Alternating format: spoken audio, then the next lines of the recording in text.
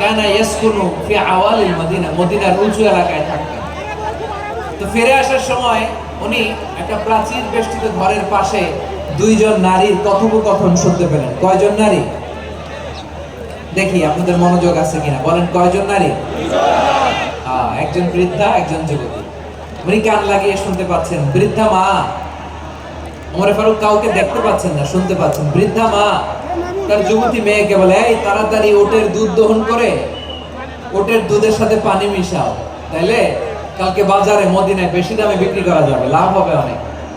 বৃদ্ধা মহিলা এটা বললেন।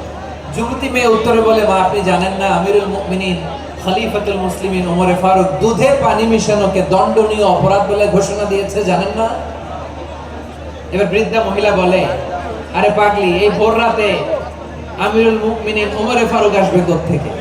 উনি আসবে কোত্থেকে? ওনার পাইক পেয়াদা সিকিউরিটি আসবে কোত্থেকে? কেউ দেখবে না। আরে কেউ দেখবে না, তাড়াতাড়ি দুধের সাথে পানি মেশাও। এই কথা যখন মা বলেছে, যুবতী মেয়েটা চমৎকার একটা উত্তর দিয়েছে।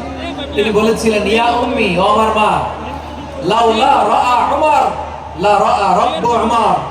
ও আমার প্রিয়তমা মা, আপনি ঠিকই বলেছেন, গভীর রাতে ওটের দুধে পানি মিশালে ওমর দেখবে না, কিন্তু মা খেয়াল রাখবেন, ওমর যদি নাও দেখে, ওমরের রব কিন্তু দেখে। চিল্লায় বলেন ঠিক কি না? দিস ইজ কল্ড তাকওয়া। লাউলা রাআ উমর লা রাআ রাব্বু উমর। ওমর দেখে না, কিন্তু ওমরের রব দেখে। চিল্লায় বলেন ঠিক কি না?